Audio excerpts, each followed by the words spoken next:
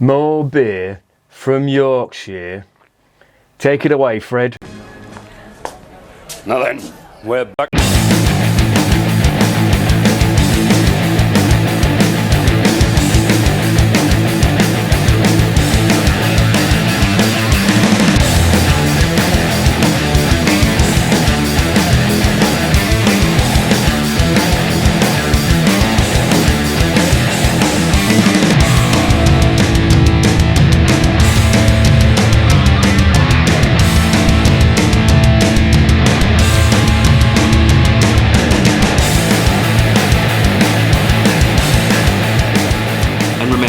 Life is too short to be drinking shitty beer. Welcome to another edition of Bands, Bikes and Booze Reviews. I've got another one from Yorkshire, and it's Northern Monk. And I do like these as it goes. They're a really good brewery. And I'm not on Facebook. I don't like any of that old bollocks on Facebook that goes on. But a mate of mine I was recommending a Northern Monk, New England. It was the Newer World.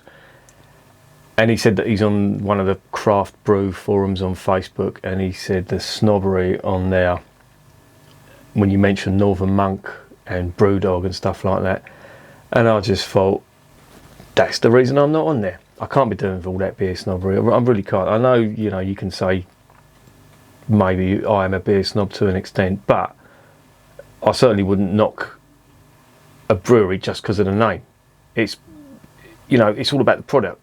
And if the product's good, I don't care who brews it. It could be Heineken. If Heineken brewed an outstanding beer of any description and it tasted good, I would tell you straight. I can't be doing with all that. So let's just get that straight. Anyway, more on that later. This is their Eternal. This is a session IPA. Now, I've reviewed quite a lot of Northern Monk stuff and I've never had a bad one yet. Not really, anyway. So, yeah, this is their session IPA. Haven't tried this one before. It's always been in 6-packs, and as I said before, explained before, I don't buy beer in bulk if I've not tried it before, just in case it's crap. And I'm lumbered with a load of crap beer, but I won't do that. Interesting, on the side, now Northern Monk do this, they name some of their employees on the side, and they've got somebody on the side called Kieran Shear, and the way he spells his name, right, have a look at this. This is the Irish way of spelling it, right? It's C-I-A-R-A-N. On the last A, there should be a little accent called a fodder, and that makes the A elongated, so it's pronounced Kieran. That's how my name is pronounced, Kieran. Everyone just calls me Kieran though. Anyway, you would not believe, being spelled C-I-A-R-A-N, what I've been called in the past. With application forms, doctor surgeries, hospitals, things like that. Not that I frequent them often, but they call me Sharon, Syrian, Siren, Sharian, Karen. You would not believe, and that's just some of the mild ones. There's others that I've been called, and I can't even fathom how they've come out with the pronunciation. A lot of people ask me if I'm French. That winds me up. I'll tell you something, and all. A lot of people think I'm a girl, Ms, until they see me, obviously. And do you know what the pinnacle of that was? I remember when I lived in my old address in Tottenham, and somebody had sent me a packet of something, but it said Miss Kieran. I opened it up. It was a pair of fucking tights, wasn't it? A sample pair of tights. They weren't half comfortable though. Anyway, let's investigate this beer.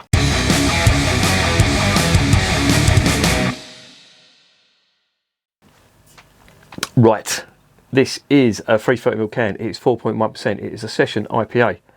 There is a bit of gump on the sides. I love this. Up, we are Northern Monk. One thing I defy you to beat our champs at is this here. A few years ago, we set out to brew some of the best beer in the world from a damp cellar in the north. Best I've seen. Jesus wept. Yeah, that's I'm not even going to go into what's in, the description and all that. But what I will tell you about this beer, it's got it's got two hops. It's got Simcoe and Centennial. Centennial, quite a well-known hop, American hop. They are, you know, renowned for their citrus flavours and their floral notes. But interestingly, and you see this quite a lot in pale ales and IPAs, it's got Simcoe. Simcoe, of course, is renowned for its bittering. That's its primary function. So if you're putting this straight into the boil that up, you're going to get lots of bitterness from it because it's a high alpha acid. But it's also got some quite nice flavours if you can dry hop it. They're like berry, citrus. It's got quite earthy notes and fruit as well, like, you know, passion fruit, grapefruit. It's also got a little bit of pine, resinous pine on it as well. So it's quite a versatile hop. And that's in here. So it does promise to be quite a good beer. But of course, you should always remember that the hops, yep, they play an important part, but the yeast is what sets it all off, and you get flavours from the yeast as well. So when I'm describing these hops, that is not the be all and end all of the flavour. The yeast can add a whole new twist on it. You know, some of the yeasts, the strains of yeast, can produce quite fruity flavours. Others can produce various other type flavours. You know, it all depends on the strain. For example, you know, in Weiss beer, you get the banana and clove from there, and that's just from the strain of yeast. So never underestimate the power of yeast. Anyway, let's open this beer and see what's going on.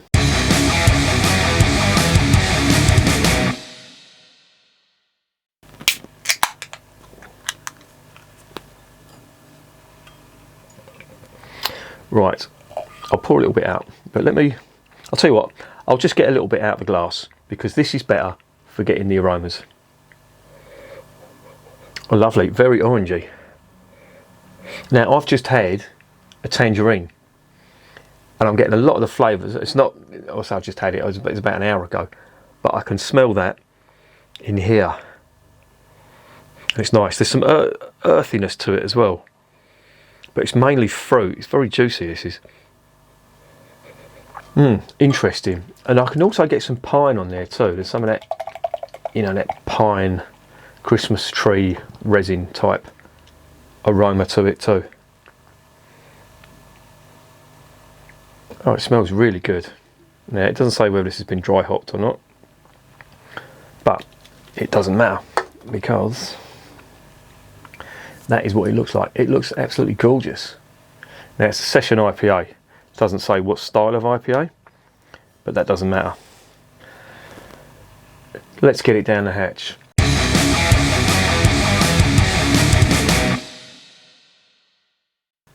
Cheers.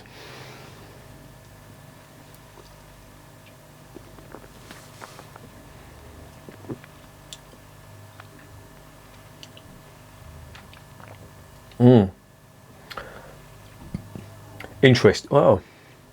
Very interesting.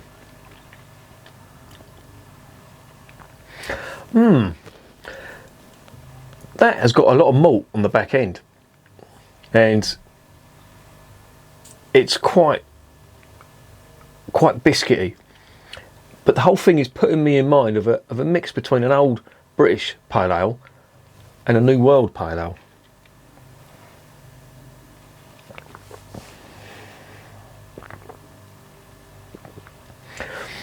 There's a lot of fruit in there. There's grapefruit, peach, pine as well, fair bit of resinous pine. There is the orange, of course. There's a bitter note running all through that, more so than the grapefruit, and it's coming across as almost like lime, something like that. But it's very nice. I mean, it's 4.1%. It's 4.1%, so it is a session pale ale in the true sense of the word.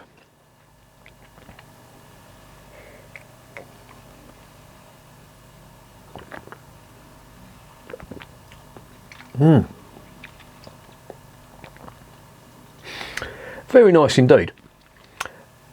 It doesn't stand out as being one of the best pale ales I've tried, but it's certainly drinkable. It has got a lovely malty back end, which I was not expecting on that. Nice finish, nice malty finish, sort of biscuity type malt, which gives it, you know, a little touch of sweetness, and it evens out the bitterness that you're getting on the palate as well. I'm also getting some peachy notes in that as well now. Very nice. If you like your fruity, juicy IPAs, you're going to like this. If you're a fan of New England IPAs, you're going to like this. But of course, New England's are renowned for their high alcohol. So if you're sessioning, or you don't want to get too mullered, this is a pretty decent alternative. It hasn't got the body of the New Englands, of course. I don't know whether this has got any wheat in it. I should have checked that. I do apologise for that. Ingredients: water, malted barley, hops and yeast. So no wheat or oats or anything of that description, which makes it, very light and airy with a weak body, which is perfect for sessioning.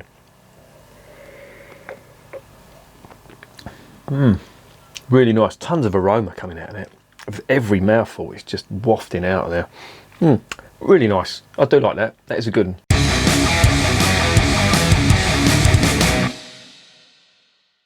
So what's the verdict? Well, Northern Monk, I like them. I like what they do. I like the fact that they're very consistent with their beers. They've done some really good collaborations with other breweries, and they basically just brew good beer. Now, I've tried a fair few of theirs and I've not been let down by any of them, and this is not a letdown either. It's a really nice session pale ale, 4.1%. You can drink that quite happily. Obviously not if you're driving, but if you've got an early start in the morning, or you don't want to get too hammered, or you don't want a serious hangover, this is perfect. This came in at just under £2, I think it was, and I got that from Noble Green.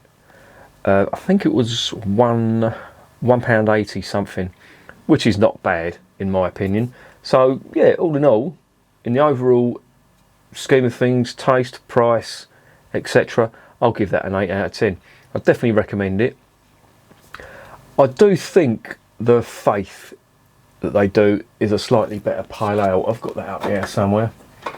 Where are we? Get the old can of Roomies down here. Yeah. Now that's a hazy pale ale, but it's stronger.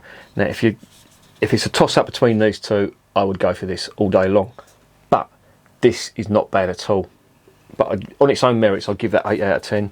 Definitely recommend it. And yeah, if you're gonna get it, I think Morrison's do it in I think it's a pack of 6.